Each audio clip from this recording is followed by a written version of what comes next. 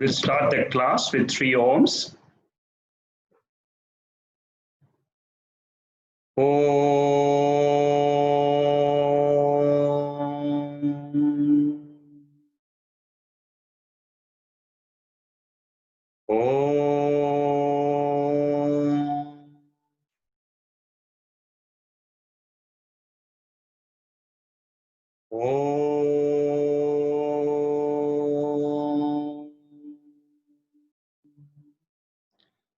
Om Sahana Bhavatu Sahanau Bhunaktu Sahaviryam Karavavahai Tejasvinavaditamastu ma vidvishavahai.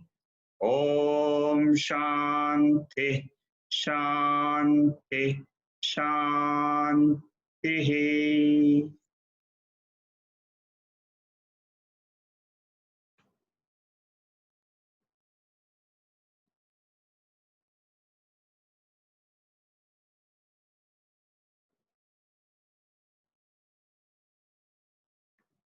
So we are in the Vivekchudamani text on the 50th verse.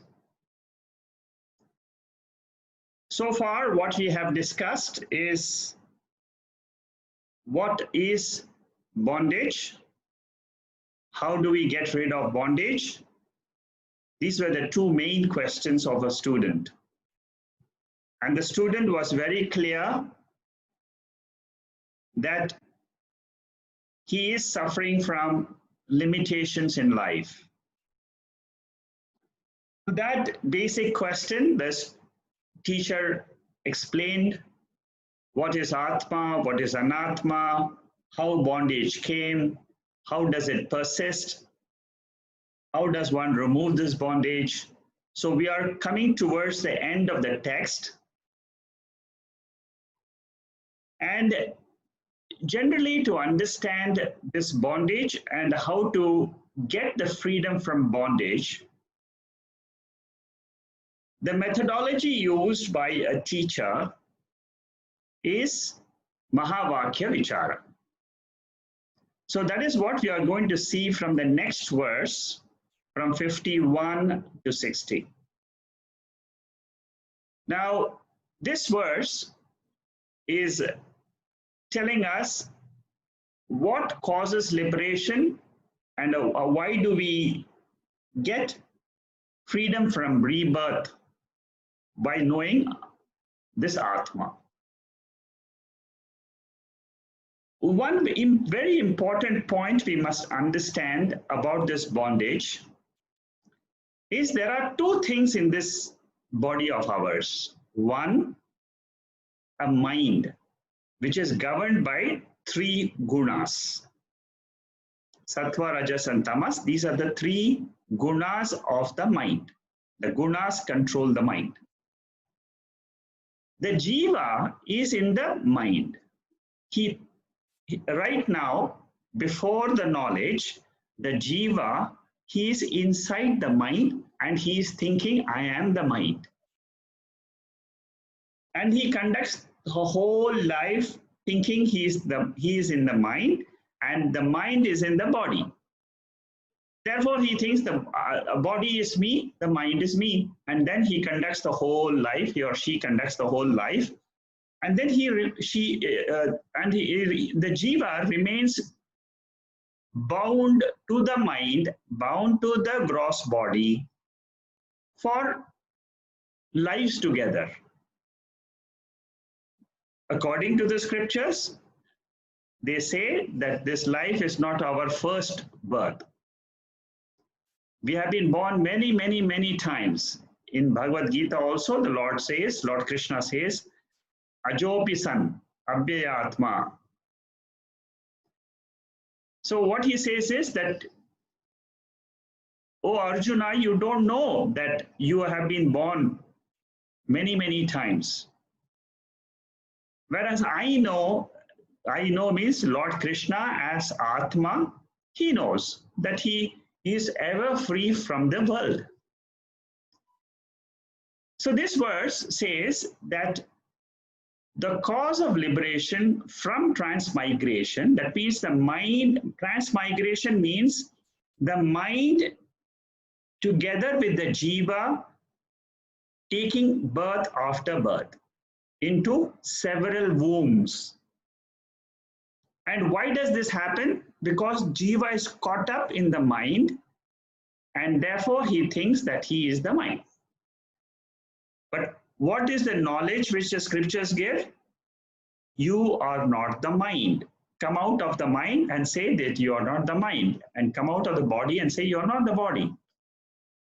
So the teacher has to go deep inside a person's mind and then figure out where the problem is. The problem is in the identification of the student, that he is the mind. So the basic Viveka, this whole text is called as crest jewel of discrimination. This Viveka, this discrimination between Atma and Anatma is the central theme of this whole text. And this is directed in the mind of a jiva. The jiva thinks that he is the mind. The teacher says you're not the mind. Separate the mind from you, and then you're free. By separating the mind from me, what do I get? I get freedom from rebirth. That is what is being conveyed here. The cause realization of oneself as identical with Brahman. Now, what is this Brahman? Brahman means the jiva not conditioned by the body and mind is himself called as Brahman. I repeat, jiva with the body and mind is called as jivatma. The same jiva without identifying himself with the body and mind is called as Paramatma. And the same Paramatma is also called as Brahman. So realizing his true nature, that is, the jiva is not the body and mind, but he is that causeless cause of the whole universe. This jiva who was caught up in this body, he is free. Once he is free, then he is free from the entire universe. Because it is only like the pot space and the universal space is one. Similarly, the consciousness, which is entrapped in the mind, once it comes out and realizes that I am that consciousness, not trapped in the mind, but I am the conscious, universal consciousness, which ever exists, which is always there. That is called as absolute causeless consciousness or Brahman. And the scriptures tell us that this is what is my true nature. Very, very beautiful teaching we get from the scriptures. Shankaracharya has written this Vivekchudamani as a text for students who are getting into it, into the spiritual study,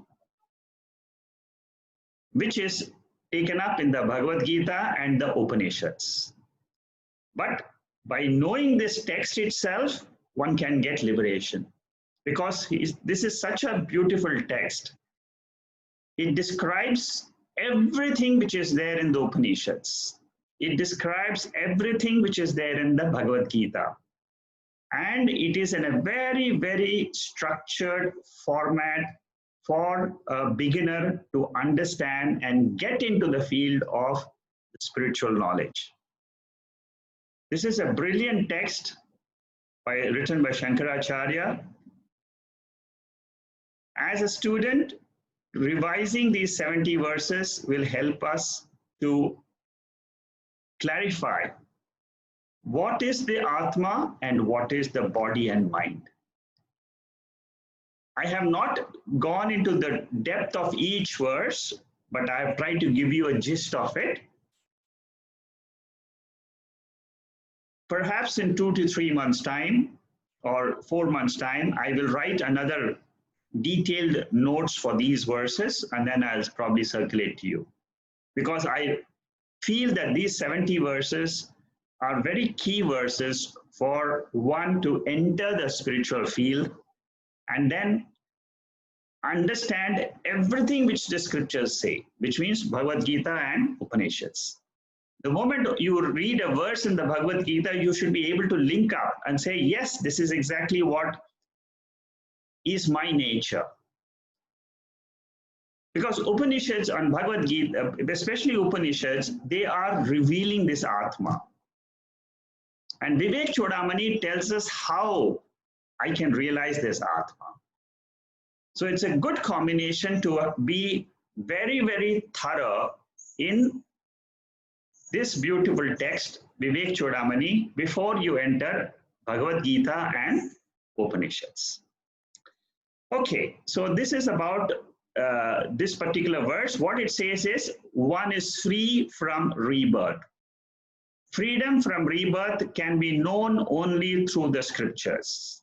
There is no other way. Our sense organs are not designed to know where, how did we get born, what is the status of our mind.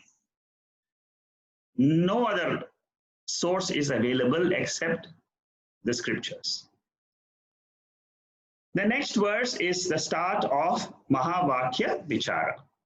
Mahavakya, which means statements in the Upanishads which reveal the oneness between me, the Jiva, and Paramatma. There is a oneness. There is identical. They are one. They are identical in consciousness. But the body is different. The body of the Jiva, the body of the Paramatma is different. We'll see the details in the next 10 verses. So in the 51st verse, Shankara says, he describes the nature of Brahman. Brahman means, as I said, pure consciousness, existence, bliss. And what are the features he gives in this verse? Number one, it is existence principle. That means it is ever there. What is ever there? I am, I am, I am. Aham, aham, aham. All of us have this awareness, self-awareness. That self-awareness is called as existence. That self-awareness is called as knowledge. And the same self-awareness is also defined as bliss. So all these three together is defining just one entity, which is pure existence, pure knowledge. It's very important to note this factor, what is knowledge, because knowledge means consciousness. When we say I am, without the body or without the mind, it means I am awareness. This awareness is pure. This awareness does not belong to the body or mind. That is why it is called as transcendental. Beyond the body and mind is what is known as transcendental. Transcendental means it is existing without the body and mind. This consciousness, awareness, exists without the body and mind, as we all experience in our sleep state. It is eternal. Eternal means it is not bound by time. The body is bound, the gross body is bound by time, because we always experience the gross body along with time principle. The subtle body is in time. Again, the subtle body is experienced in the dream time, which is totally different from the waking time. The causal body, the third subtlest body of ours, is not experienced in time, it's timeless. Beyond the timeless nature of the Karana Shariram, the third body, lies Atma. Therefore, that Atma, that pure consciousness, is not affected by time. Therefore, there is no decay for consciousness. Consciousness doesn't have birth. It doesn't, because it is not in the field of time. So anything which is not in the field of time doesn't have birth. It doesn't have death. So the moment I get this knowledge, I can own up this indivisible. This is not divisible. That means it is only one. Your Atma, my parents' Atma, my children's Atma is one. There is no division, like space is one. In a room, there can be space, but that space is only limited by the walls. The Atma, the pure awareness, the consciousness is limited by my body and mind. But it is seemingly limited, it is not really limited. Exactly like the space is seemingly limited in the room. But the room space and the outside space is one. The consciousness in my body, in your children's body, in the whole universe is one. I must realize this Atma as my nature, with no differences within or without. Within means there are no boundaries. There is no limitation for space. It's infinite. Similarly, consciousness is infinite, not affected by time, not affected by space. Therefore, that is what is called as Brahman. This Brahman is causeless cause, or it is beyond the cause and effect. I will explain more of this when we go into the next few verses. So in this verse, these are the 7 features of Atma or Brahman, which is described as a beginning of the Mahavakya Vichara. First, Shankaracharya says, this is our core nature. This Vichara means reflection. Reflection. And what are the 4 Mahavakyas? I have taken it in the Saturday class. Most of you know it, and the people in Wednesday class, of course, they all know it.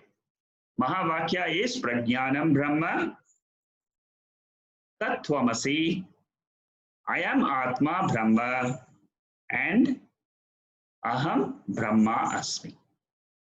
These are the 4 Sanskrit sentences which describe the oneness between the Jivatma and the Paramatma.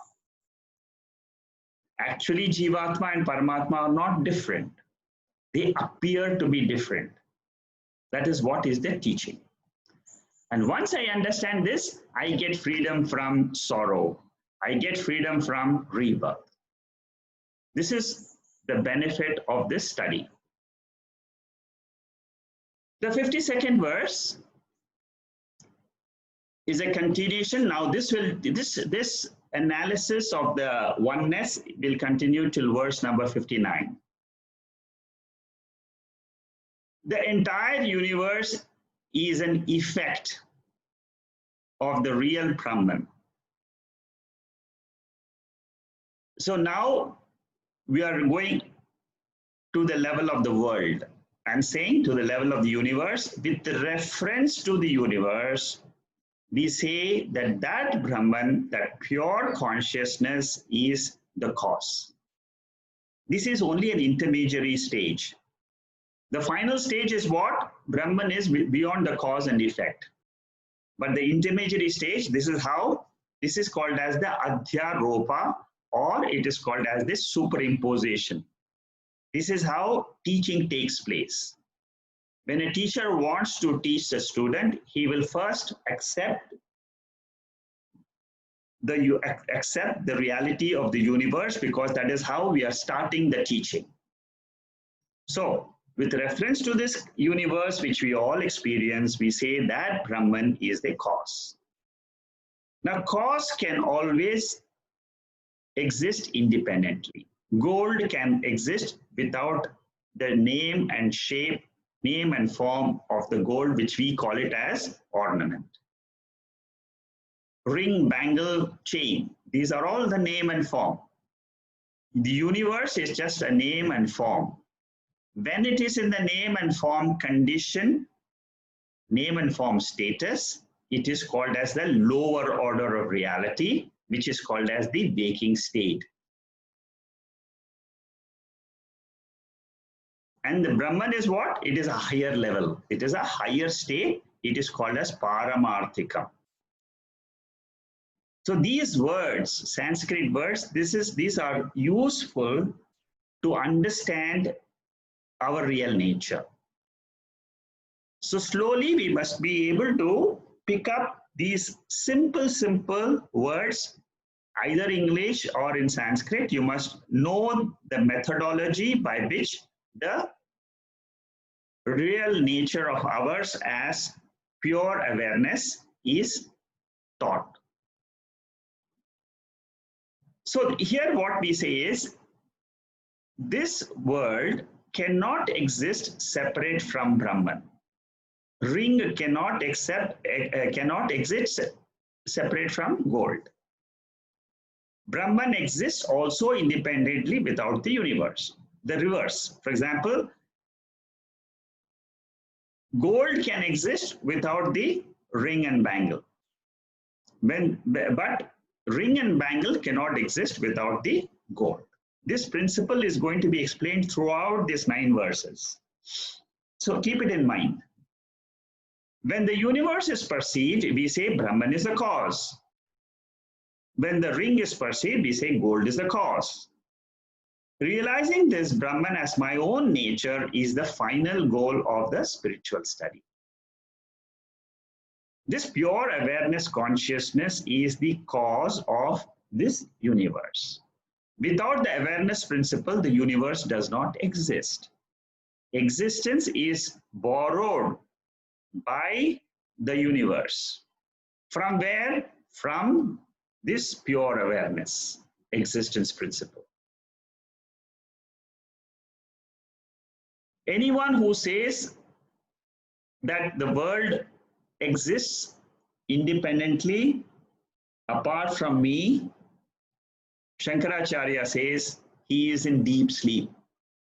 He is deep sleep means he is ignorant. Today, what is our knowledge? We think that the world is separate, I am separate.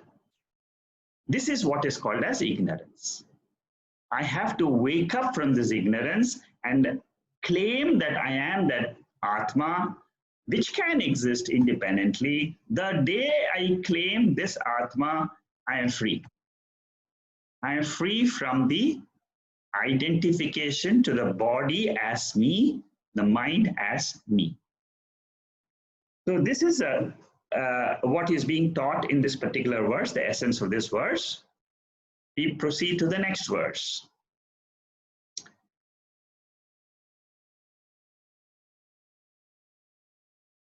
So here Shankaracharya takes the Shruti Vakyam. Shruti Vakyam means I am Atma Brahma. Atharva Veda is basically Mandukya Upanishad. So in that, it says very clearly that the whole universe is nothing but Brahman. So whenever any teacher wants to explain, he has to take the help of the scripture. Because the whole thing is based on the scriptures. So what it says there is that this Brahman alone exists. The superimposed universe does not have an independent existence. Therefore, this Brahman is the substratum for the 3 states of consciousness, which we all experience. And so Brahman is, this awareness principle is what? It is the substratum. Like the rope is a substratum for the rope snake, which is appearance on the rope. Similarly, universe is an appearance on awareness. So the superimposition is called as adhyasa. This rope snake does not have a separate existence beyond the rope. The rope is the adhishtanam, substratum. So the relationship between awareness principle, the consciousness principle, and the universe is, it is a relationship of superimposition and substratum. Relationship between the rope and the rope snake, between the mirage water and the sand. And all of us, we experience the relationship between the dream and the waker. And beyond this Brahman, there is nothing else. Beyond the waker, for the dreamer, there is nothing else. So for the waker, beyond Brahman, there is nothing else. And what is this Brahman or pure awareness? How do I realize it? It is a higher state. Like waking is a higher state compared to the dream. Atma or consciousness or awareness is a higher state of my own higher state. The dreamer himself becomes the waker. The waker himself realizes that he is the pure awareness principle. So this is how the teaching of the Mahavakya is taking place. See the flow of the systematic way in which Shankaracharya takes us one step at a time in each of these verses up to verse number 59. Then in the next verse, the 54th, this is again in the previous verse, he took the help of Upanishads, which was Ayam Atma Brahma, which is coming in Mandukya Upanishad, Atharvana Veda. Here he is taking the quotation from Bhagavad Gita, which is a Smriti Vakyam. For what? For the oneness. These two verses of the Bhagavad Gita are supposed to be the Mahavakyam verses. They reveal the oneness of the Jiva and Paramatma. For those who have done this Gita, you will remember the whole setup and the meanings, but just for others, we will just go through these verses to understand the meaning. In the 54, in the top verse, what the Lord says what Shankaracharya says is, I do not live in them, nor do beings exist in me. Okay, let me try and explain to them. What it means is, in the Bhagavad Gita, in chapter 9, the 4th verse says that all the world is pervaded by me. By me here means consciousness, awareness. The world is pervaded by consciousness. In my unmanifest form, all beings exist in me. That means in the now here we are discussing the pure consciousness and the Karana Shariram, which is Karana Shariram means what? The causal body. The causal body is the unmanifest form of all the beings. That means when I sleep, this gross universe and the gross body is a manifested gross form. This goes into unmanifest form in the sleep state. In the sleep state, what the Lord is saying in the Gita is that the whole world is resting in me. That means all the causal bodies are resting in the causal prapancha.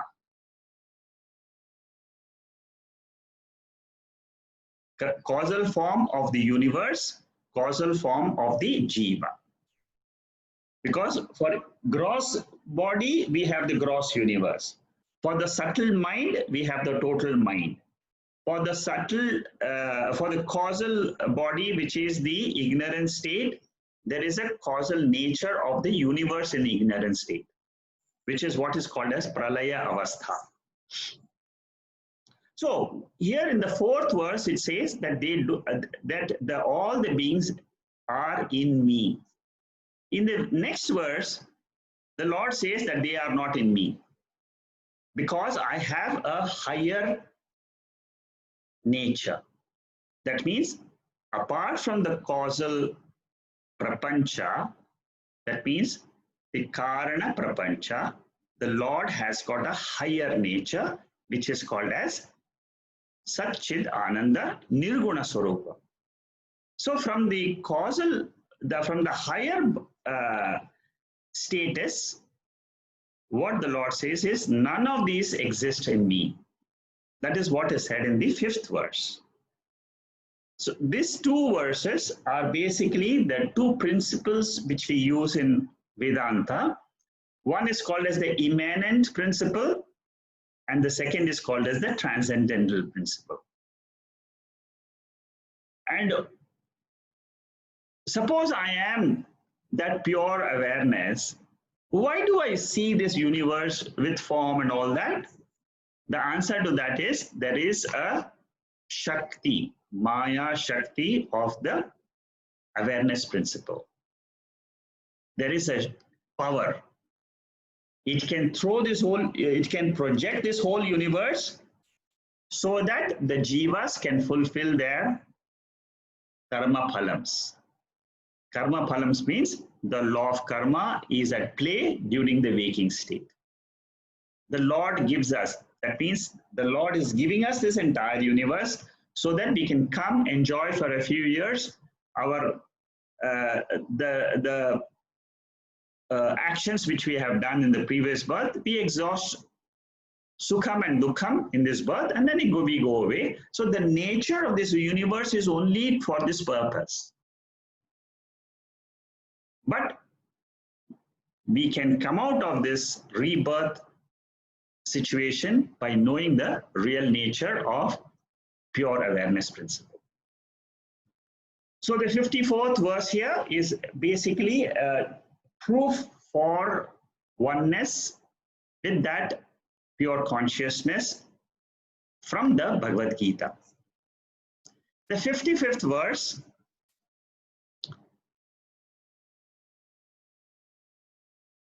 tells us why this universe is taken as mithya. Why do we call this waking universe, experiences in the waking state, is called as mithya? Mithya means what? It is anitya. Anitya means it is not, it is only temporary. Our experiences in the waking state is a temporary state. Why do we say this? Because it is not experienced by us in the dream state. This entire waking experience which we have is not experienced in the dream state. It is not perceived in the dream state. Then what happens? The dream universe is not perceived in the waking state. See how this logic is explained of why this universe is mithya, is a separate category. Dream and waking are appearances. They are not existence, but they are appearances. What is existence is awareness. The screen, the TV screen, that is called as the existence principle. What is coming and going are the movies. The dream is one movie, waking is another movie. Again, when we go to sleep, again the dream comes. Again, the waking comes. Again, we go to sleep. Again, waking comes, dream comes. This whole cycle is called as life of birth and death, birth and death, birth and death. Exactly when we wake up to the waking state, we say the dream is unreal. When we wake up to our higher nature of pure consciousness, awareness, existence principle, we will say this waking is mithya, is exactly like the dream experience. We do not deny the experience part of the dream or the waking. We only deny the independent existence of the dream or the independent existence of the waking. This fact should be very, very clearly understood. Then only we can say that I am a wise person. I have realized myself, my higher nature, the nature in which I alone am, the nature of Sat, Chit, and Ananda. So this is all at a higher level of than the waking state. That is what is explained in the 55th verse. 56th verse teaches us, again, it's a continuation of the same principle of appearance. Why is it called appearance? Because it doesn't have independent existence. And these qualities of I notion, my notion is what? It is all superimposed on the pure awareness principle. So the world depends on pure awareness existence for its appearance, like the rope snake depends on the rope for its appearance. Our misconception and delusion is what? That the world exists independently. This line we must underline and say that this is the real problem. We think that the world exists independently without us. And why we think is because of the Maya Shakti. There is a power, like we have the power to go and dream. Similarly, that pure awareness has got a power to come into the waking state and then divide and says that the dream world and the dreamer are different, the waker and the waking world are different. This conception, this delusion will go away the moment I wake up to my higher nature, where I experience only myself. That state where I experience only myself is the substratum for the waking and the dream and the sleep. That state, pure state, is the absolute existence principle. Once I know that these two states are coming and going, then knowing that my pure state of awareness becomes easier. So this essence of this verse is that it's a delusion of mind where I think that the world exists independently of me. One will have to go deeper into the understanding of this pure consciousness before we can make this statement. It's very important. It takes time for some of these lessons for us to pick up. It is only a pure mind which can understand that the world exists independently is a misconception. Our mind is gross, therefore we may not accept it. But the truth is what? It doesn't have independent existence. The moment I realize that Atma is the awareness principle, all these confusions, they go away.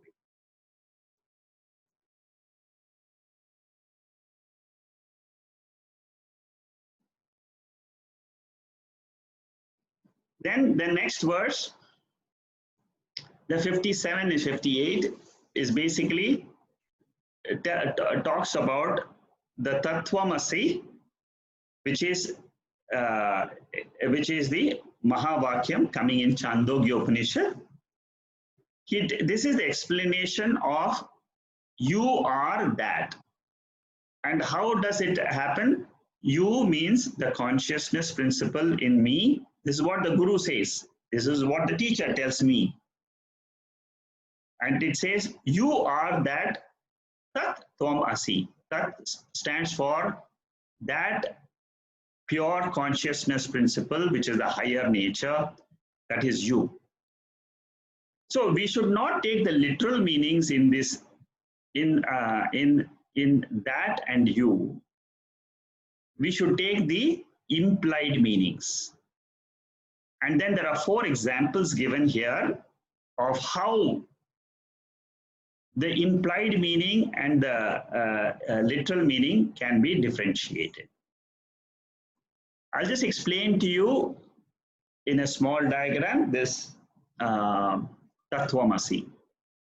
Tat stands for Paramatma. Paramatma means it is the totality, all the Atmas, all the individuals put together is called as Paramatma.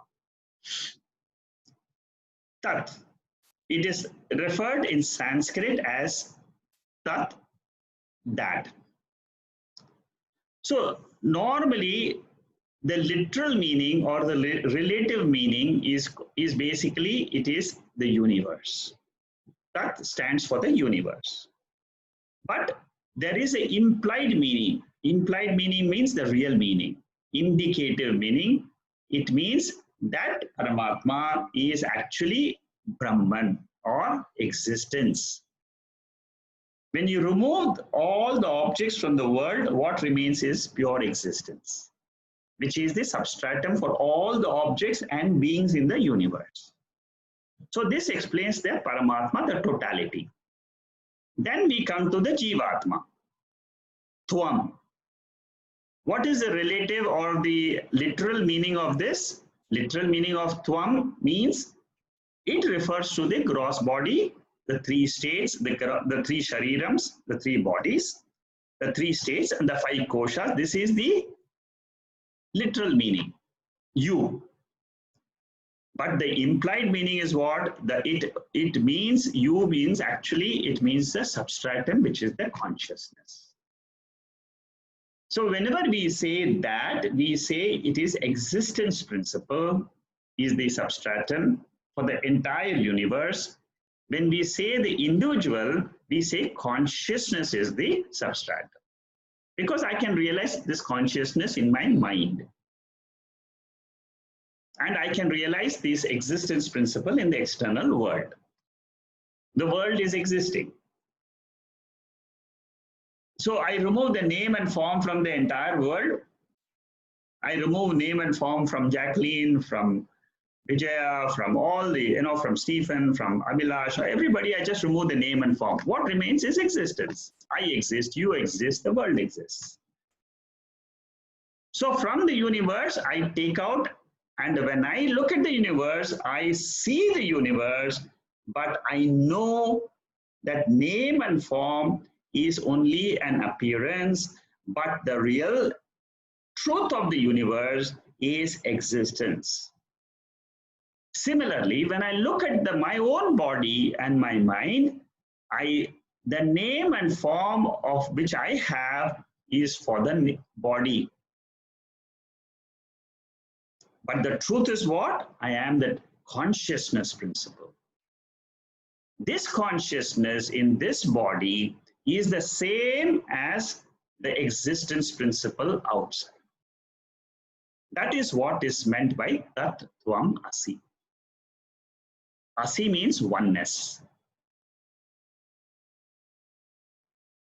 So, finally, what we say is this body, name, and form is mithya, it's an appearance.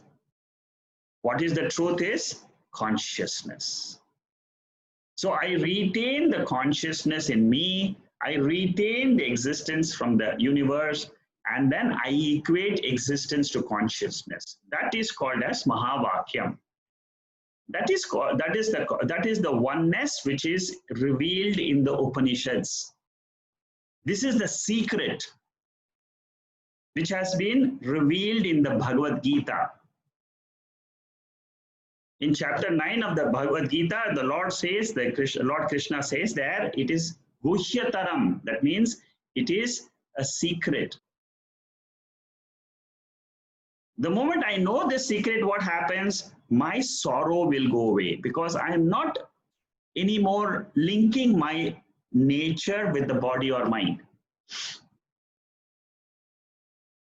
Very beautiful Mahavakyam is a study which we take up in the Upanishads, mainly in the Upanishads.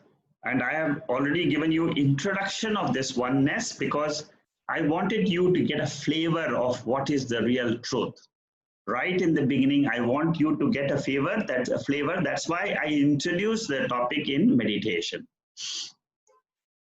So the relative meaning, the examples are what? The relative meanings of the Jiva and Paramatma is like the Paramatma and Jiva are like the sun and the glowworm. Sun is what? Huge and humongous, huge size, brilliance. And what is a glowworm? The glowworm's illumination or the light principle in the glowworm is a small, tiny light. The tiny light is compared to the Jiva, the awareness principle which is there in this small body. And the sun is what? Paramatma, the awareness principle in the whole universe. The second example given is the king and a servant. A servant means a small individual who is working in the palace. Compared to him, the king is a great person. Between a molecule or an atom and Mount Meru, Meru is supposed to be, it's in scriptures they say Mount Meru, but some believe it is Mount Everest. What is the difference between Mount Everest and a small atom? The same difference is there between a Jiva, consciousness principle in this body, and the consciousness in the entire universe. Between a well water and the oceanic water, huge difference. The same difference, but the differences are what? All at the relative plane in the Jagrata Avastha. The moment you cross the field from the one level to another level, the whole dimension changes. The moment I wake up to the waker from dream, the whole dimension, whole thing changes.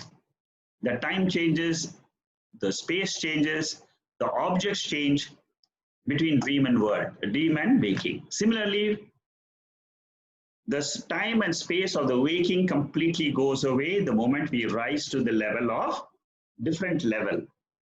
Paramarthikam, absolute status of consciousness. That consciousness, which is the nature of consciousness, which is the transcendental nature, it is the same consciousness which is appearing in the waking state. Like the waker is appearing in the dream. When the waker is in the dream, we will say that the waker is immanent in the dream. Similarly, pure consciousness, when it is appearing in the waking state, we will say it is immanent. At the same time, pure consciousness is transcendent. These two principles are important for us to understand the levels of realities. Very important principle. These three levels of realities are there. One is called as pratibhasikam. I have not put a note on that here, but I just want to explain to you. Pratibhasikam means whatever is projected by our mind in dream. For example, our mind is projecting the entire dream. That is called as pratibhasikam. Then the second one is called as vyavaharikam. That means transactional field, which is the waking state. And then paramarthikam means absolute state beyond which there is nothing. And that is the state of Brahman or pure consciousness. Beyond pure consciousness, nothing exists.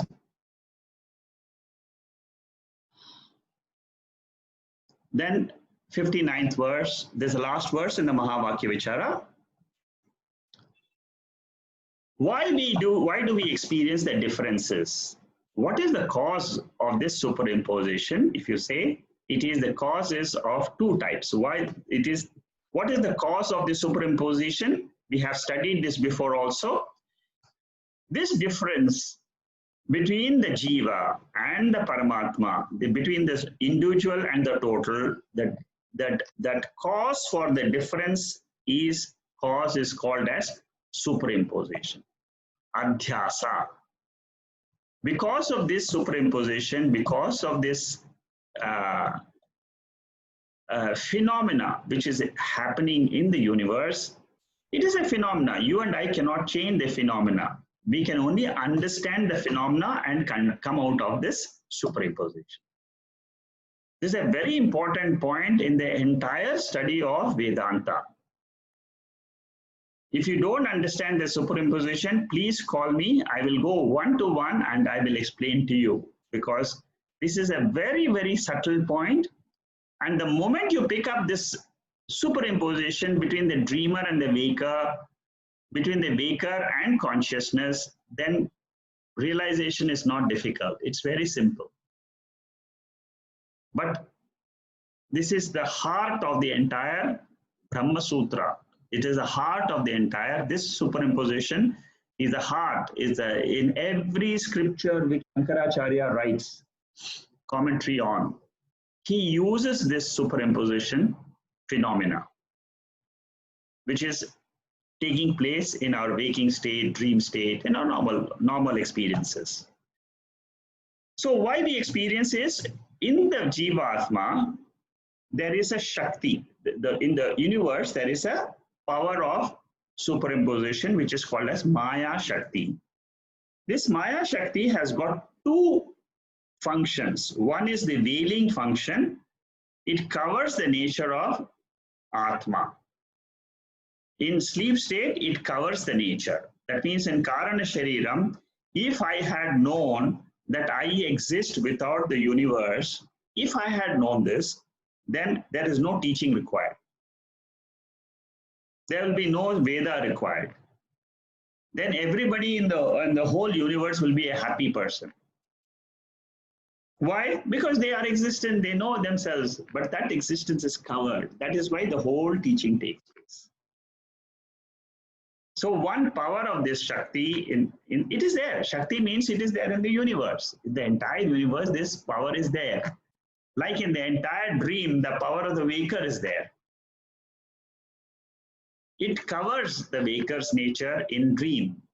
Similarly, this power in the universe, it covers the reality of Atma in the waking state. That covering nature is called as veiling power, or it is called as Avarna Shakti in Sanskrit. The second power is called as the projecting power. This is the more of a problem for all of us. The problem is Vikshepa Shakti, projecting power. So what is this Vikshepa Shakti? This Maya's Vikshepa Shakti is nothing but the mind. The mind is, from waking the whole day, it will throw up thoughts after thoughts, thoughts after thoughts. These are all projected in consciousness. Our mind is nothing but it is the Vikshepa Shakti of Maya, which is the total mind. I must understand this phenomena very clearly. Maya consists of Rajoguna, Rajas, activity. That Rajas is responsible for the projection of the thoughts. And the Avarna Shakti is the Tamas aspect of Maya, which is the universal power. Tamas means it is, we have studied all this in the Tattva Bodha. I'm just trying to recollect that again so that the teaching becomes more convincing. So the Tamas aspect of Maya Shakti covers my nature, covers my nature means covers the nature of Atma. And the Vikshepa Shakti, throughout the day, it will keep on projecting. Oh, I have to do this, I have to do that, I have to run, I have to go to the office. So this is the Vikshepa Shakti of the human mind. It is a universal phenomena. It is not restricted to you or me as an individual. It is a universal phenomenon.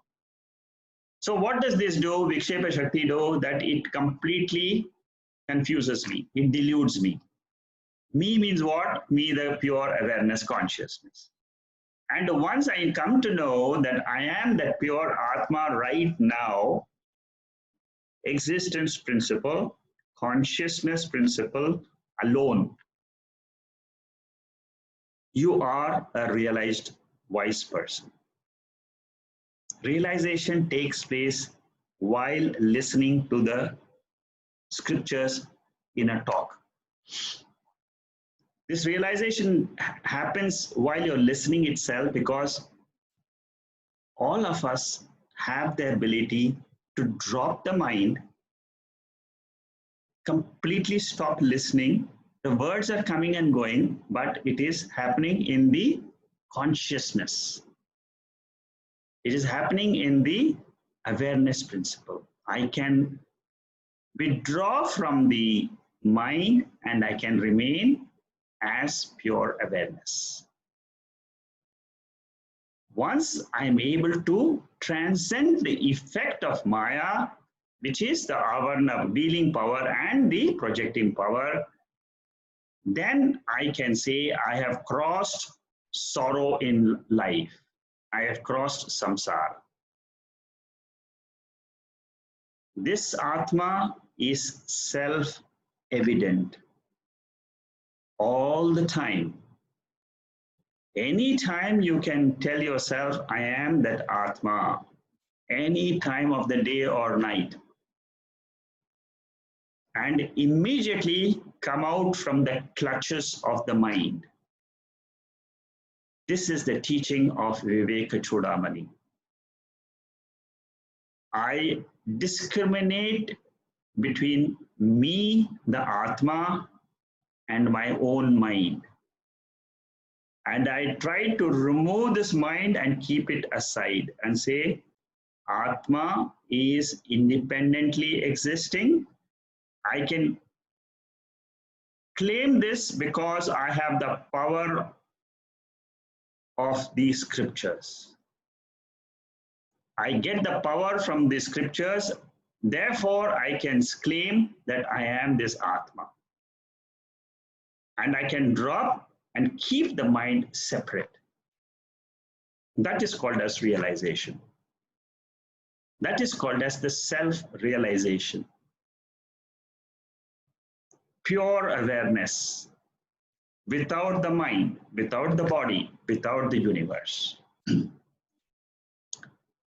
It is existence principle, consciousness principle. It is eternal. It is Shuddham. It is self-evident.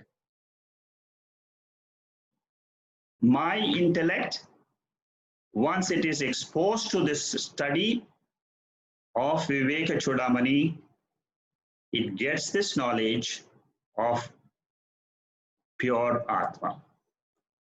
And once this knowledge comes to me, and I have learned the art, the skill of being aware of my own self, without the thoughts gurgling in my mind, without all the emotions which happen in my mind.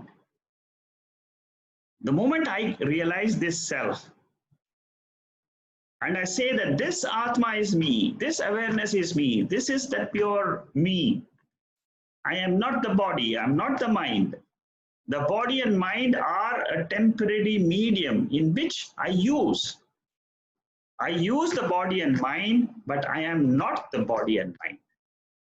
This statement must be made by all of us to realize this nature of this formless consciousness. And like I said, once you have learned it once, this knowledge will never go away from you. At any time you wake up, you will know I am Atma. That's all.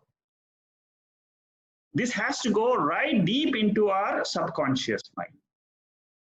And it is the pure mind which will accept this knowledge as the truth.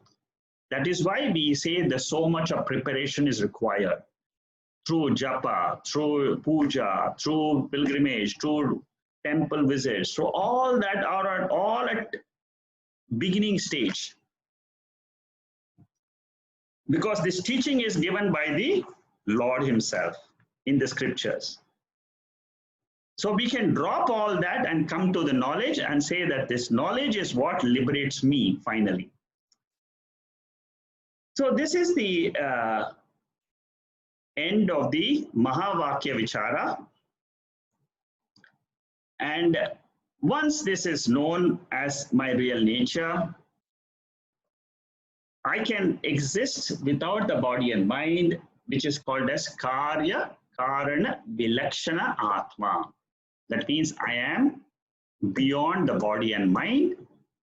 Once the realization takes place, that state of the mind of a jiva is called as Jivan Mukti. Freedom of limitations. Jivan means the limitations. Mukta means freedom. So what is the final state of the Jivan Mukta? There is a big group which exists.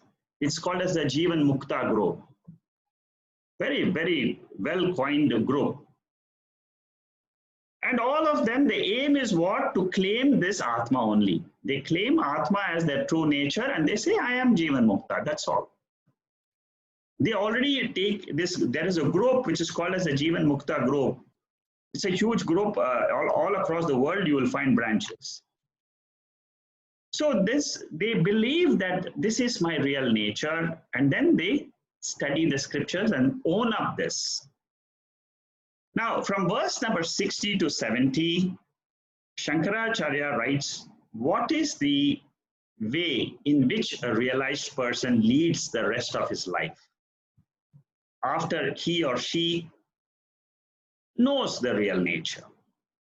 The first verse, the 60th verse, in the actual text, it is the 428th verse. The Vivekchudamani consists of 585 verses. So we are coming to the end portion of our study of Vivekchudamani. Jivan Mukti is one who has a steady wisdom.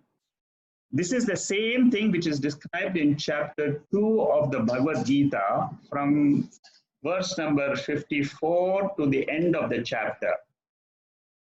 So same, and there it is called as Sthita Prajna. Chapter 2 from 54 to verse number 72.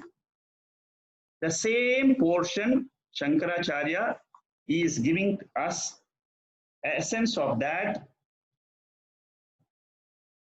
in these 10 verses, 11 verses. So who is a Jivan Mukta? A person who never mistakes the body as the self. And he identifies with the Atma. His identity is free of duality. Free of duality means he doesn't feel that there is world separate from me.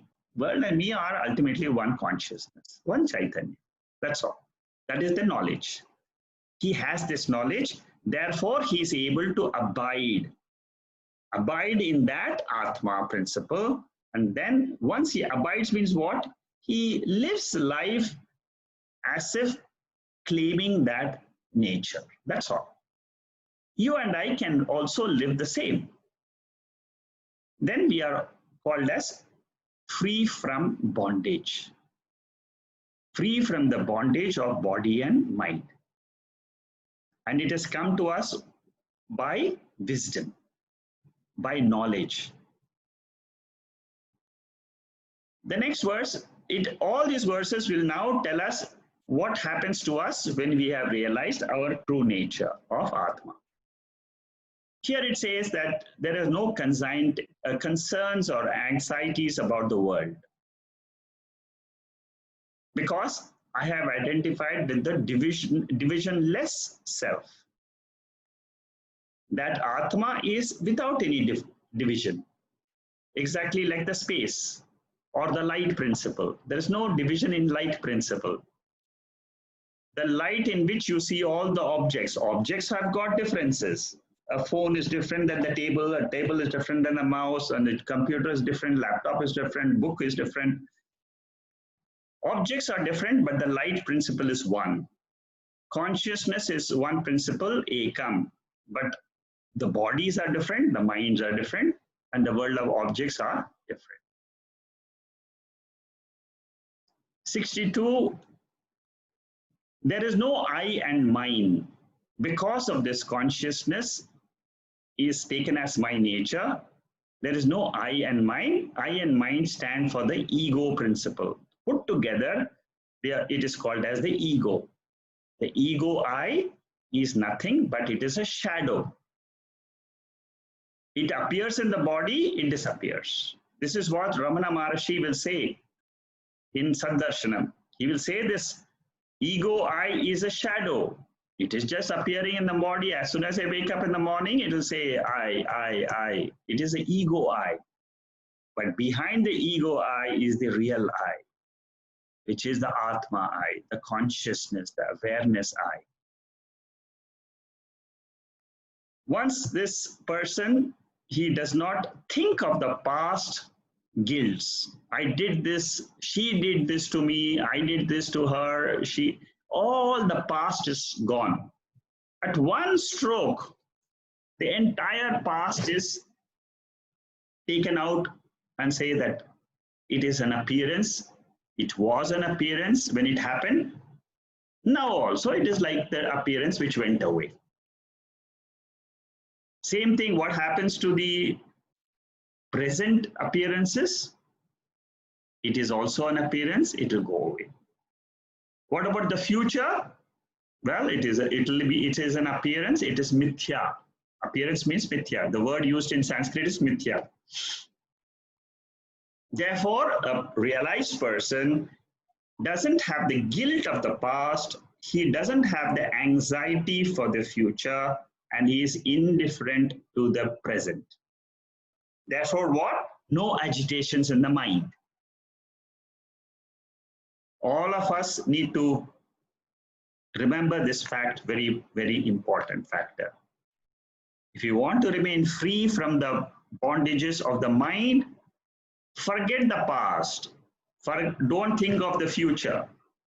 Just live now, here and now. Because all we have is now. I can live now happily. Let me live a life of happiness. Let me live a life of peace. Let me help all the people in the world. That's all. Whatever I can do in this world, let me do it. The body has been given to realize the self and to know and to drop all these worries. This is the highest evolution possible for any human being. In the beginning of Vivekchudamani, Shankaracharya had written that the human birth is a very rare birth. Don't miss the chance of learning who you are. In the end, he says, the benefit is you know yourself, that you are ever free. And you were never in bondage. You thought you were in bondage. You thought that you were the mind. With the help of this knowledge, I have become free. Next verse.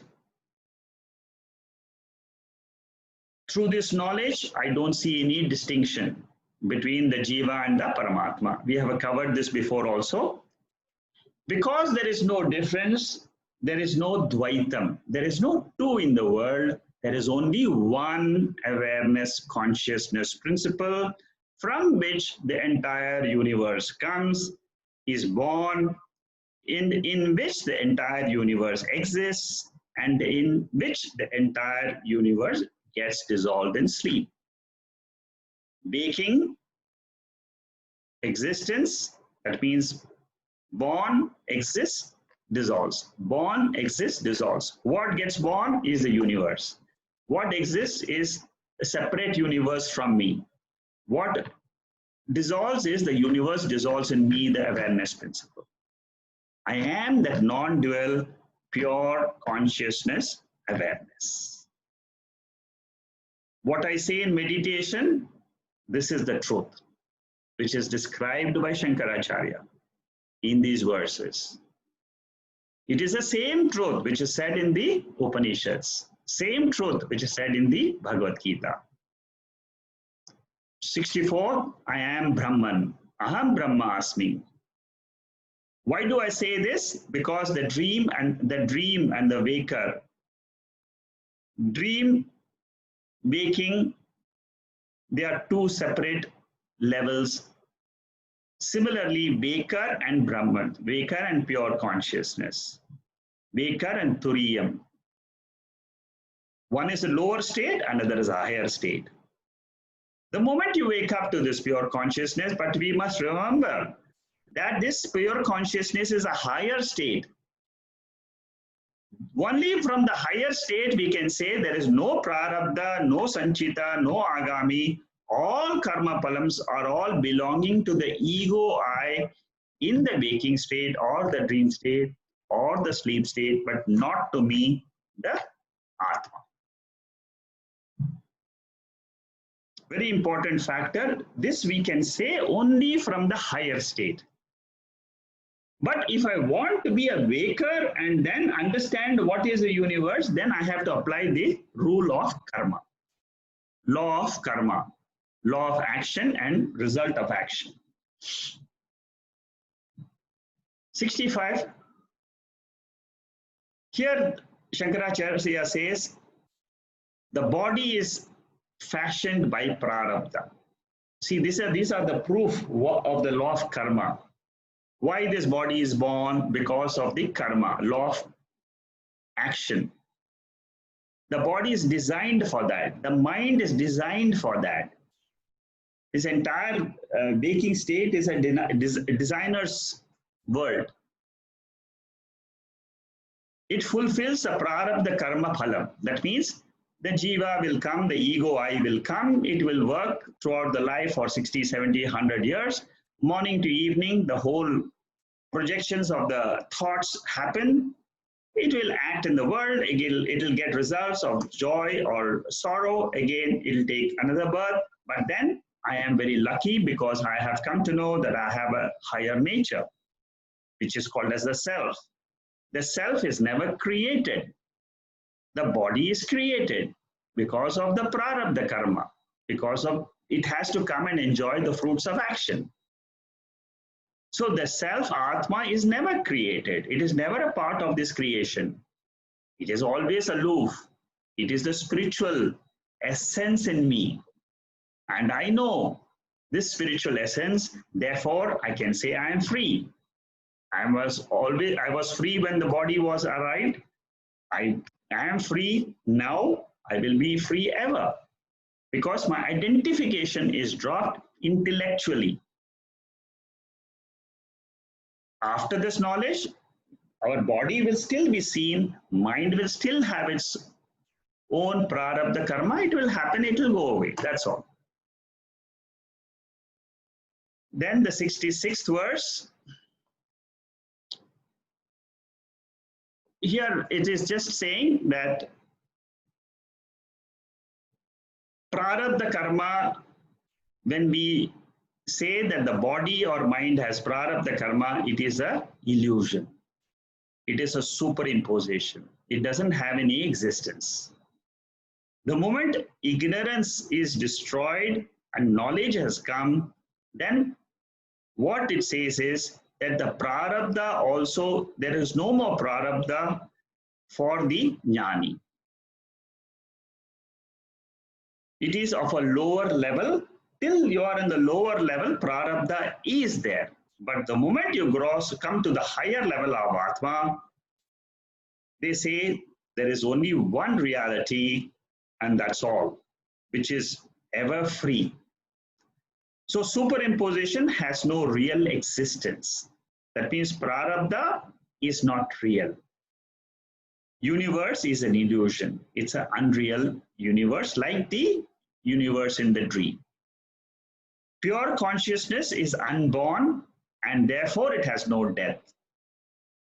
Prarabdha is given for an ignorant jiva to explain the experiences in life. But from a jnani level, he alone exists. And that Maya Shakti, the delusory power of the mind, is destroyed. When that is destroyed, all the karmas have become roasted like a seed. They no longer affect the wise person. The jnani is not affected by the karmas, the actions which he does. Therefore, he is free. He is free to enjoy this world, and whatever actions come, whatever experiences come, he takes it as a lila. A lila means like a drama. That is what is said in this verse. The ignorance of the person is gone. Therefore, he can enjoy his life. So, through realization, what happens to us? We become perfect. And we are able to accept anything in life because we know it is not permanent. It is transient. All the joys, all the sorrows, both equally both. Yeah? Joy as well as sorrow is transient. Joy is also transient. Sorrow is also transient. Because I have this knowledge of the permanent, eternal Atma, and I know this entire waking state is an appearance which will come and go, I am called as a Jivan Mukta. This is beautifully explained in Chandogya Upanishad, and in this, there is a 7th chapter in the Chandogya Upanishad. It is referred here. And this verse is I'm going to take this verse also for meditation in the Saturday group, but here just to refer to it. That pure Atma is a state in which I don't see anything, I don't hear anything, I don't know anything. That state in which I see something, I hear something, and I know something is a finite state in time. Where I don't see anything is called as infinite, is called as immortal. Asatoma Sadgamaya, that is Sat. From Asat, you come to Sat principle, immortal principle. From mortal human body, mind, I rise to the level of immortal Atma. That is what we pray in our Asatoma Satgamaya, Tamasoma Jyotirgamaya. Asat, from the unreal, show me the reality. This is the reality which Shankaracharya illumines for us. Tamasoma Jyotirgamaya. Tamas means what? Darkness. From the darkness of ignorance. Ignorance means taking the body and mind as real and as me. Jyotirgamaya. Jyotir means illumination. I get illumined to my real nature. Mrityoma Amritangamaya. Mrityoma means what? Mortal. From a mortal body and mind, I become immortal. Amritangamaya. I gain this immortality. What a precious gift is this which we get from the study of Vivekchudamani by only realizing our nature. A beautiful text which gives us this benefit is this crest jewel of discrimination called Vivekchudamani. The next verse, I am the universal, I am all in all, I am transcendental and non-dual, I am absolute, indivisible knowledge. Here it says knowledge. Knowledge means Chaitanyam. Consciousness itself is knowledge. I am that bliss, eternal. This is the final realization which Jivan Mukta realizes. Why does he say I am all? Because the world doesn't exist separate from this awareness. It is non-dual. That is why it is Advaitam. Transcendent, I have already explained to you. Absolute means it is not relative. Waking and dream are relative. But Atma is pure consciousness. It's absolute principle. It is the invariable principle in all the three states. In waking, it is there. That is why I say that right now, while listening to the talk itself, you can just drop the identification of the body and mind and say, Aham Brahma Asmi. A Jivan Mukta realizes all this as his own characteristics, not that there is a God, there is Brahman, there is some Lord out up above in the clouds. No, these are all for us to realize our own nature here and now. And that is the beauty of this entire teaching. It tells me I am free now. And I must hold on to this freedom till the fall of the body. Just remember this one single point. I am ever free. The world cannot touch me, the consciousness. World cannot affect me, the consciousness. World doesn't have the power. Anything can happen, an atomic explosion can happen, but it cannot touch consciousness because that happens to be my nature. And I can only say, Aham Brahmasmi, I am that. There is no other way. We cannot objectify it and say, I saw Brahman. You cannot say, I experienced Brahman in my meditation. You can only say, I realized Brahman. I am that consciousness, and which has got no characteristics of anything, that it is attributeless, pure nature. 69th verse. In the perception of the world, there are two truths. One is as a jiva. As a jiva, what happens? I am perceiving objects. Objects are finite. Therefore, I can never enjoy, even if I have $100 million in my bank account, I will still look for the next 101 million. Because it's finite. Finite plus finite does not become infinite. It's still finite. So anything in the Vyavahara, in the transactional field, in the lower level of consciousness, is going to be finite. That is called as the Vyavaharika truth.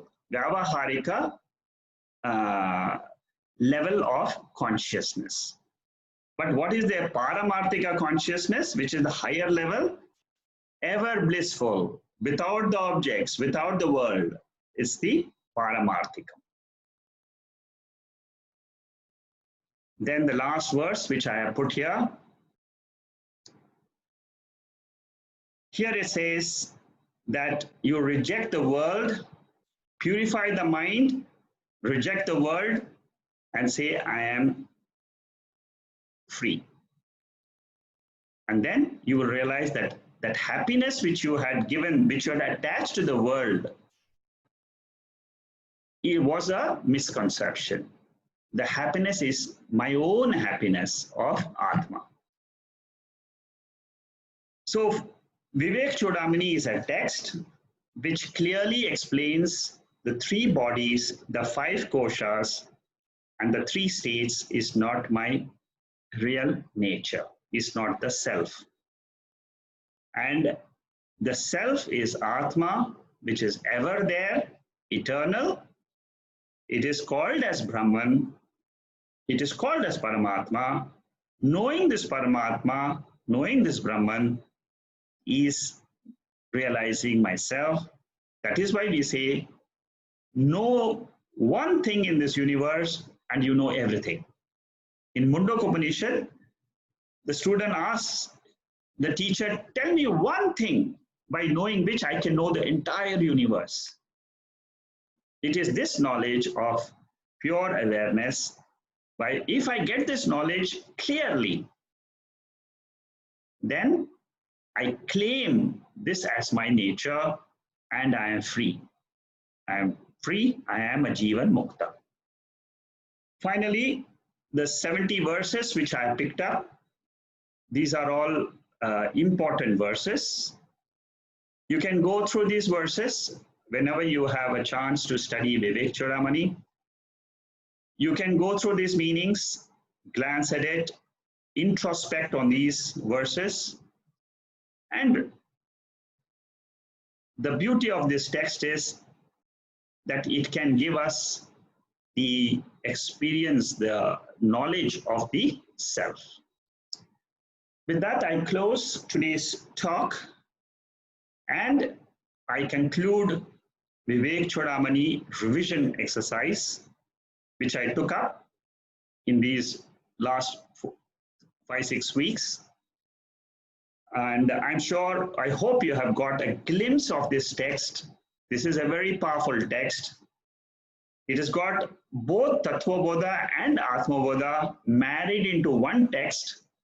That's why I love this text a lot. And it's a very good beginning. Once you have understood this text, then you can open up any text and you can understand and go into the depth of that particular text.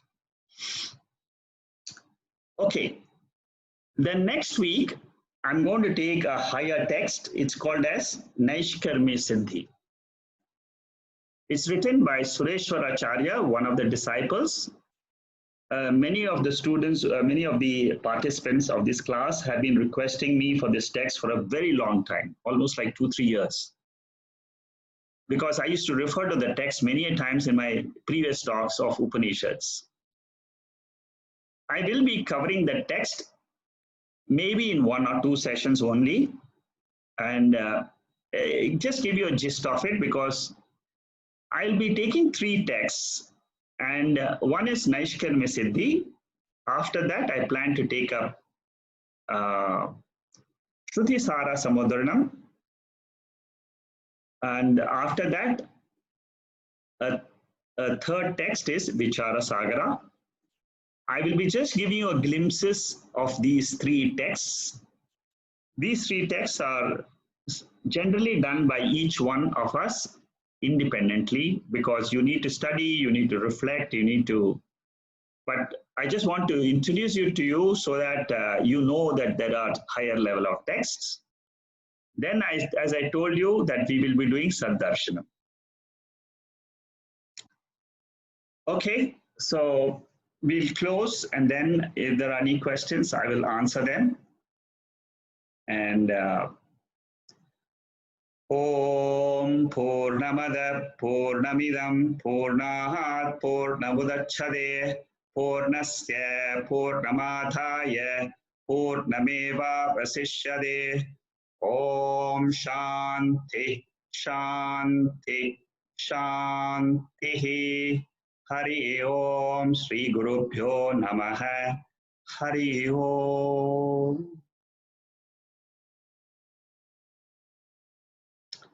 So before I start the Q&A today, I just want to talk a little bit about the chat sessions we have been having in our WhatsApp.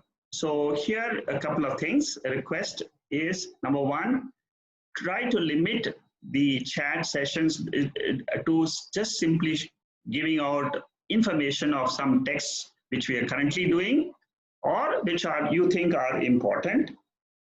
As much as possible, don't get too much involved in personal discussions. If you are interested in personal discussions, you can go one-to-one and take it up between 2 individuals. Because many people have written to me and have said that there's so many conversations happening in the WhatsApp that we get disturbed because we are working, and every 2 minutes, 3 minutes, it keeps on because we can't come out of we cannot put a complete stop to the WhatsApp because we get important messages. At the same time, these messages become they tend to disturb us when you are working, when you're working in the office, or maybe some of the participants are doctors. They are, they are busy. Some are doctors, some are lawyers, and so on. So my request to all the participants is keep the chat discussions not as a chat, but just for sharing information. Don't get into any major dialogues. If you want to get into dialogue, you can have a one-to-one transaction, one-to-one WhatsApp. You can you are free to have, because by now there are people who are very knowledgeable in the group. They can give information, they can give knowledge. Sharing information is good, but it should not become a disturbance, because then it becomes it becomes a hindrance to the entire group, because we have a 80-member group in this, who are sometimes who are in the group because they want to be a part of sharing knowledge, of sharing this useful information. So that's a request from my side and from a lot of other participants. Okay, now comes to this today's questions. Let me see if I have any questions in the chat. There are 6 remarks in the chat. Okay, the first question is from Jagdish. Sthula Sharira. Okay, there are many of them. I'll start with Sajeev. Why is the word contradictory used when comparing the sun and glow worm on Mount Meru and an atom? Actually, it is not. It is contrary. It's not. It's contrary because it's Jivatma and Paramatma. You see, they are contrary. They are the size. You see, when we say contradiction, it means the size. Mount Meru is something so big, whereas atom is so small. The sun is so bright, glowing, and the glowworm is so tiny. So they are of different dimensions. That is why we use the word contradictory. But anyway, these are all just words. As long as you get the essence of it, it's enough. That consciousness, when we are, this is basically used in the relative field. In the relative field, you will find one is big, another is small. Paramatma is big, I am small. Therefore, I cannot be Paramatma. That is what you will say in the relative sense.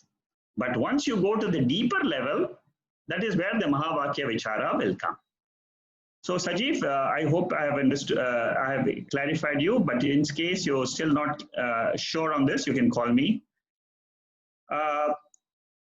Verse 66, even superimposition is an illusion. Yes, it is an illusion, because that is that the entire Jagrata Avastha is supposed to be a superimposition. The whole waking state. It is superimposition where in the absolute reality. Therefore, nothing exists apart from Brahman. That's clear. I think you are just making a statement. The third one, Jagdish, is called as Karana Shariram.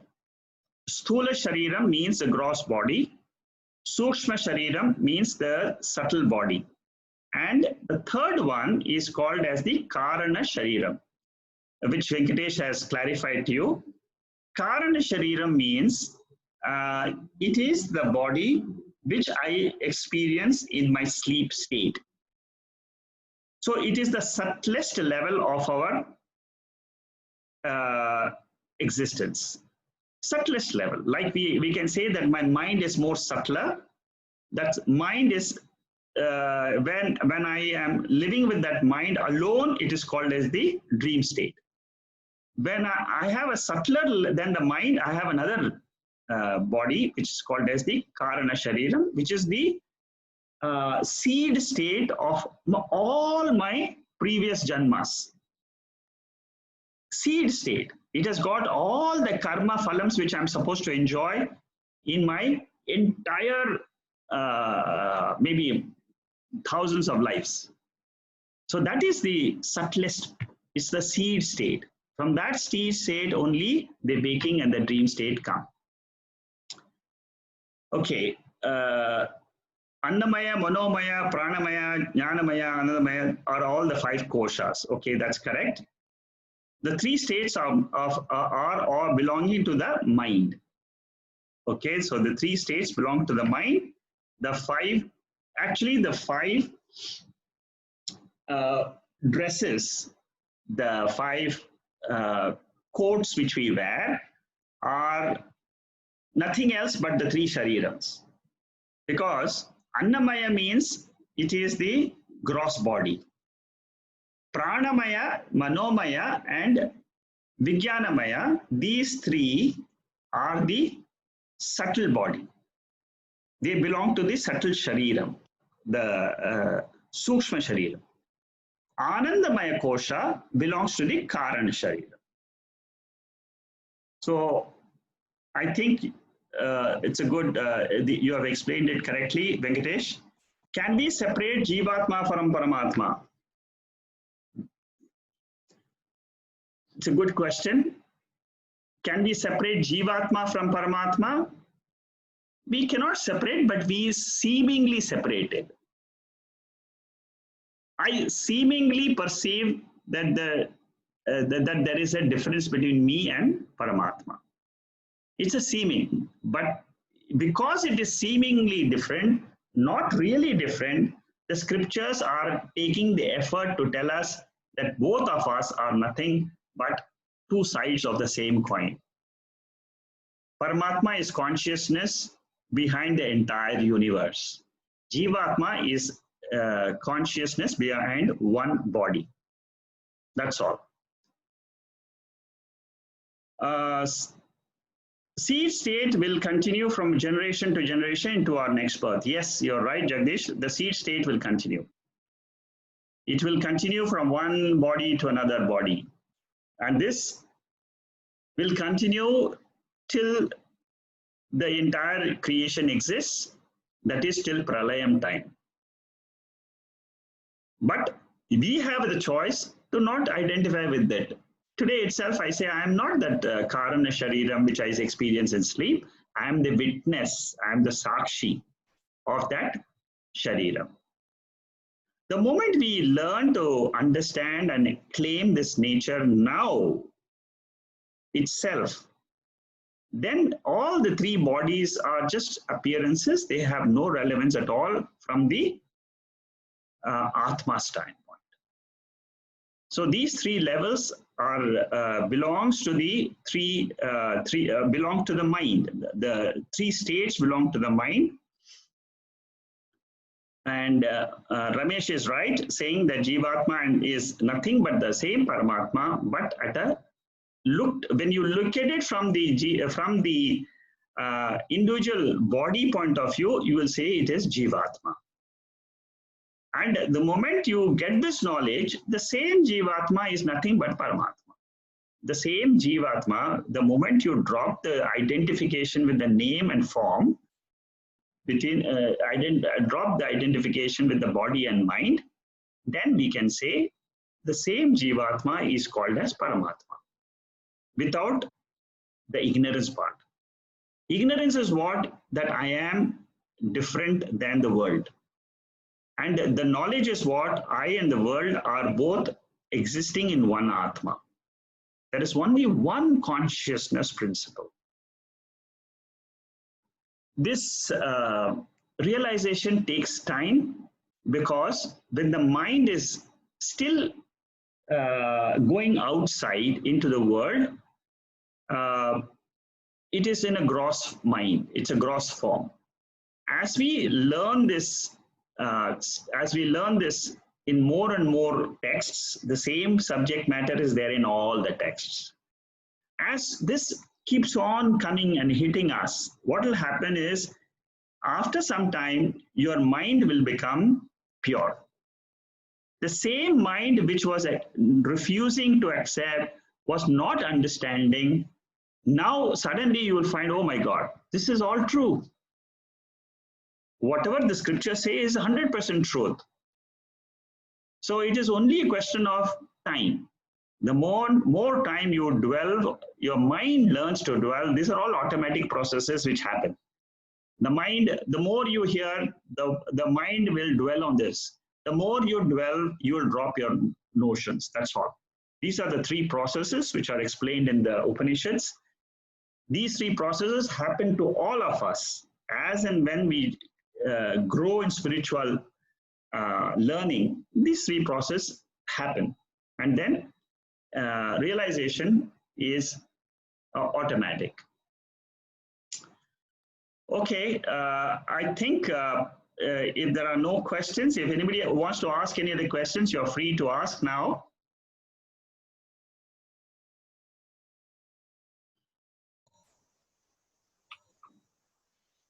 Yeah. Bhawai, bolo. I came across one statement. It says that just mere knowledge of I am Brahmasmi will not help one to achieve Brahma. What do you think? It will not help one to achieve Brahma. It will not help one to gain Brahman. Okay. What they are meaning by that, mere knowledge means, what they are saying there is just by listening one time, you will not really gain that knowledge, means you will not become Brahman. In the sense, you have to contemplate and you have to own that as me. You have to say that the knowledge, okay, today, for example, you have got the knowledge in one lecture, Aham Brahmasmi. Now, tomorrow morning, it will not happen to you because you have just learned it. Maybe it will just, you have heard from the left ear and it has gone out from the right ear by the end of the today's talk, and then you have not thought about it. If you don't think about it, contemplate on it, and then own up and say, Aham Brahmasmi, you have to think about it and say, how can this be me? Then you should say, go through the same process of the learning. The whole waking state is nothing else but consciousness. Dream is also nothing else but the same. Consciousness is what? This Brahman is what? It is the Sakshi. It is the light in which you see the waking state. It is the light in which you see the dream state. It is the light in which you see that there is nothing in the world, which is the sleep state. So it is that light. I have to become one with that light. That is what it means. Unless you become one with that light, then only this entire realization comes.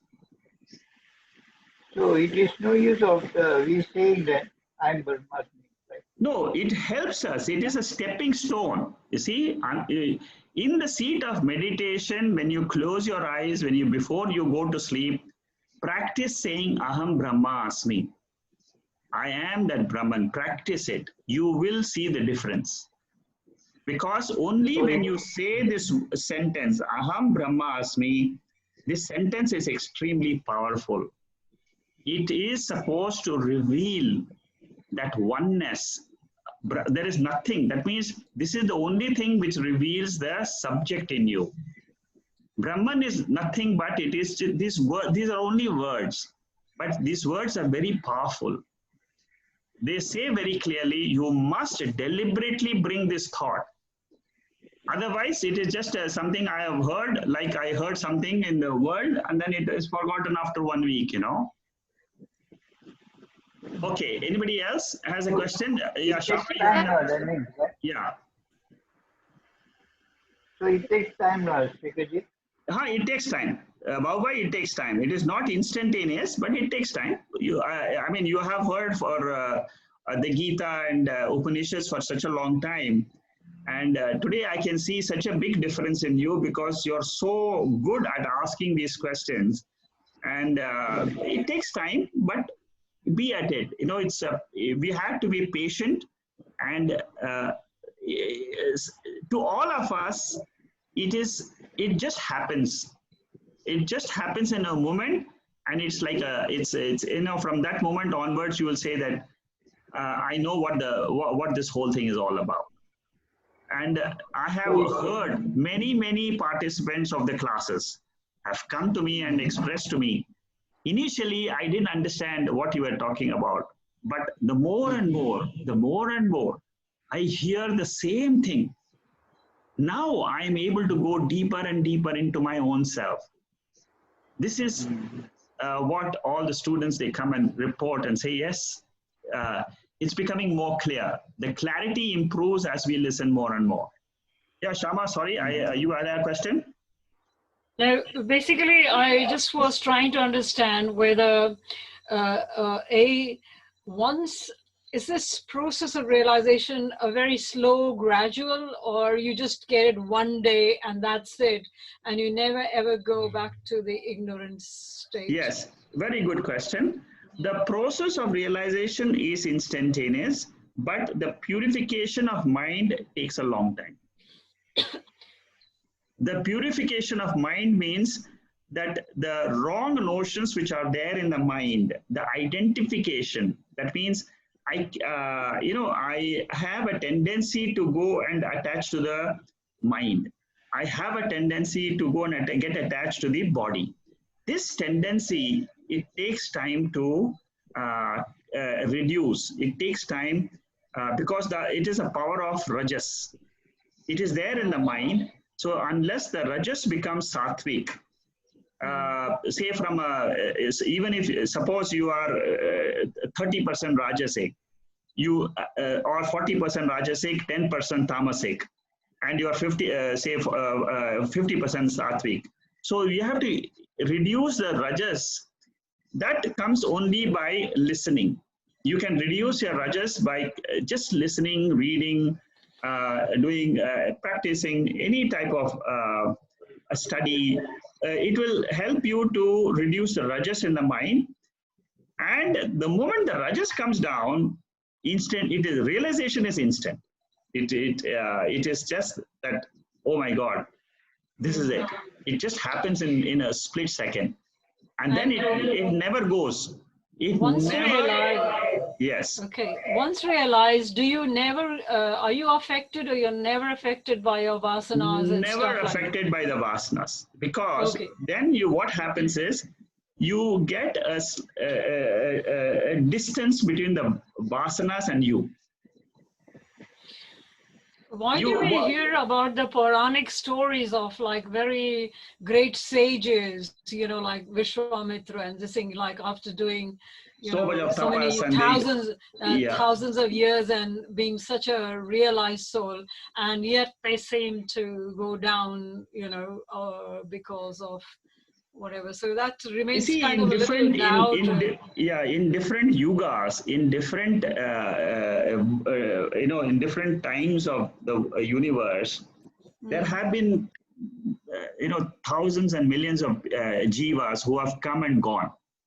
Now the Upanishads have got a clear methodology which is defined. You follow the methodology, you will realize that this is the truth. This is a time and tested method. Thousands of people have read, have been taught. Even today in India, you'll find thousands of Swamijis who are free. Who are free. They don't consider the body and mind, and they live a free life. Now the same thing a grahastha can also realize. See, this is what I want to bring to the picture, that you don't have to be a sannyasi to realize Aham Brahmasmi. You don't have to wear the orange robes. You can be free because you have purified the mind. That's all. You know that you are the truth, and that's nothing else. It's a question of purifying. Means purification of mind is nothing else but the wrong notions which are there in the mind and which push me outside into the world.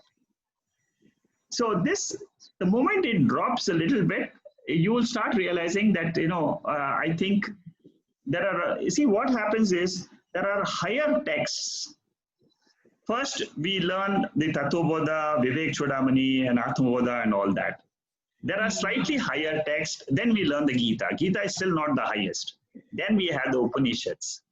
Now, the purity of the mind, that means your mind and my mind are very, very different, because the spiritual age, your spiritual age may be very far higher than my spiritual age.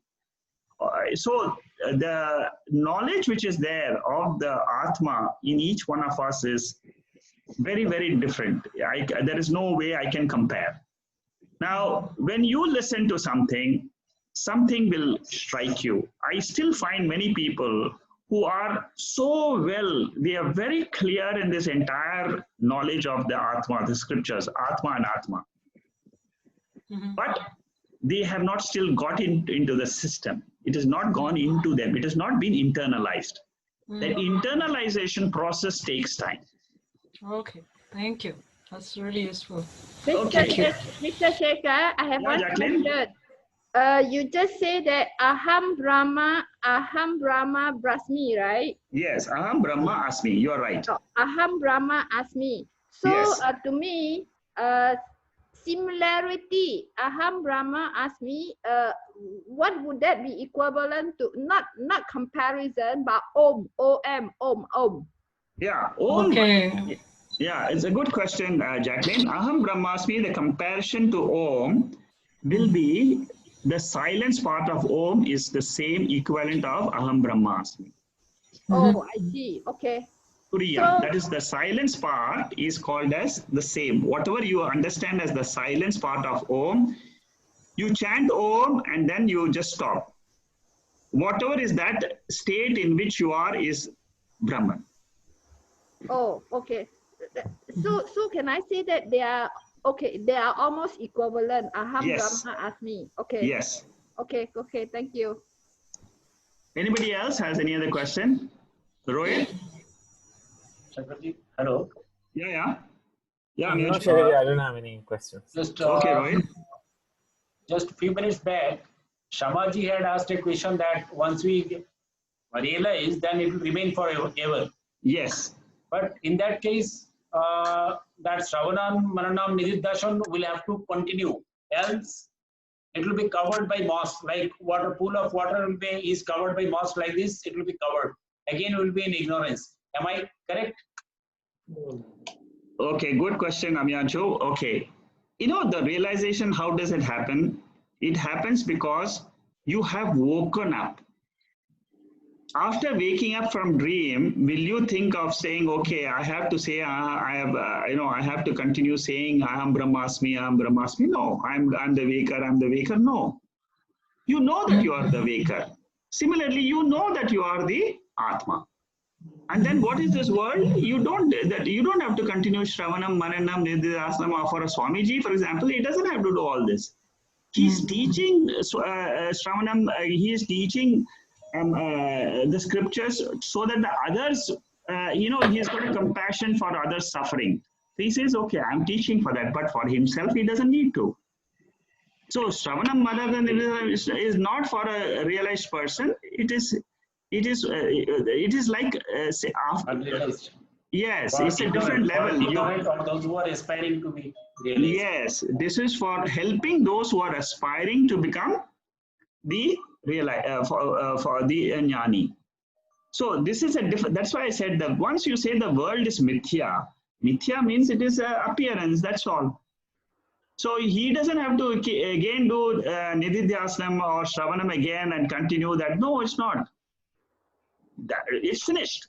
As far as that's why I told Shama that once you have realized that the entire waking state is an appearance exactly like a dream, then the study is over.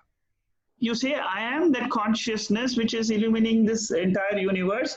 It is of the universe is of a lower order of reality. Universe means what? Including my body and mind. Don't include the universe and say that my body and mind is separate and the universe is separate. You take the body and mind as a part of the universe and stand aloof and say, Aham Brahmasmi. That's it, finished. And then claim that once and for all and just say, and see what happens is this, like I said, this internalization of this knowledge takes time, which means in the mind, I have to remove those notions, that I'm still not free. The moment you say I'm free from the mind, you can still live with the mind, no problem. You can still live with the world and you have no problem because it doesn't affect me as consciousness. There is a slight in-between transition period which I worry about, and that is, You know, as the mind gets sattvic, you are getting more and more into an expansive state of yourself, where you realize that my own body and mind doesn't limit me to myself, but I'm getting connected to the larger universe, to all the beings and all of that. And in that, then there is a kind of a compelling need. I don't know whether that's an ego, but there comes almost automatically a compulsion to be very helpful, to go out there. And, you know, so I have to actually hold myself and sort of say, no, hold on, that is probably your ego playing tricks, that now you want to go on another trip of trying to help people. So I worry about that, you know, that should one be very aware and check that, and that is the ego? It is called as the sattvic ego. That means the ego has not become rajasic. Oh, I see. Okay, sattvic ego. Yes. Okay. So it is, as long as it's sattvic, it doesn't affect you.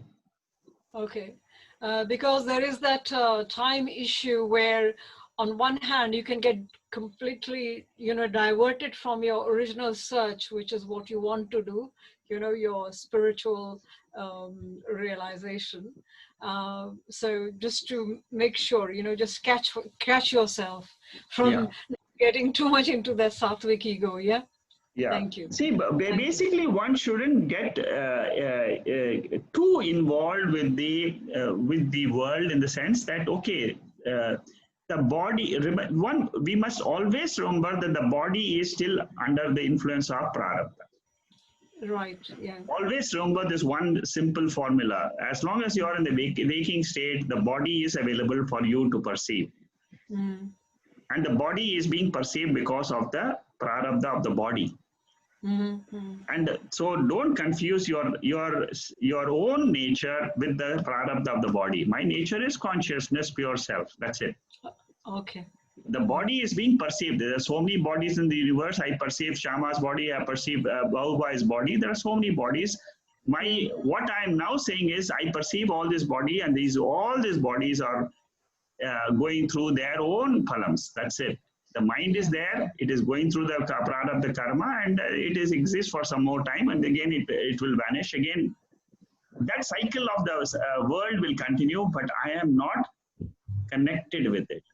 I am a witness to the cycle of birth and death of the different bodies in the world, but I am not the body. Thank you. Thank you so much.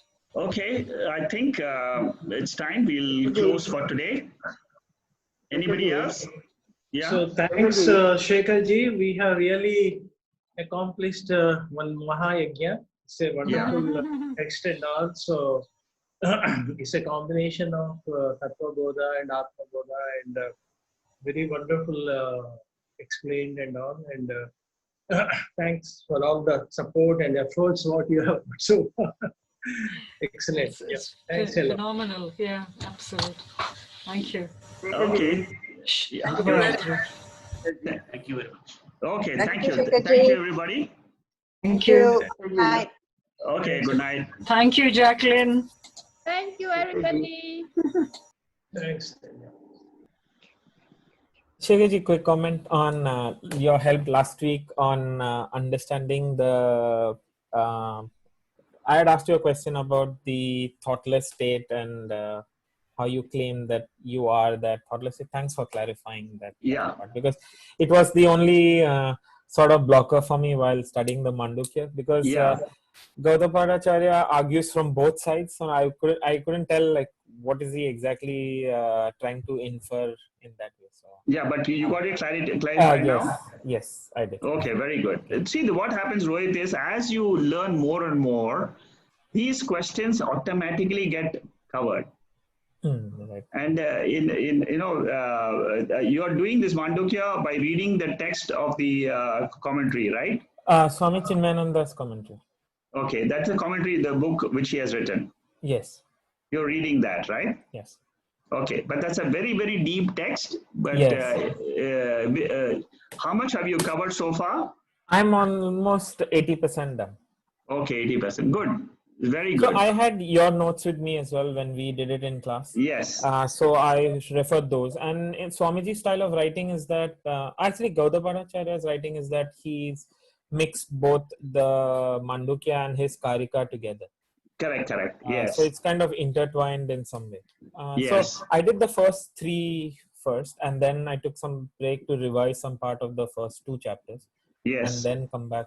Now I'm very glad that you took that as a study, because that's the best Upanishad to really study at a personal level, and and because that's got everything in it. Whatever you are learning in all these talks on Vivekchudamani, everything is there in Mandukya Upanishad Karikas.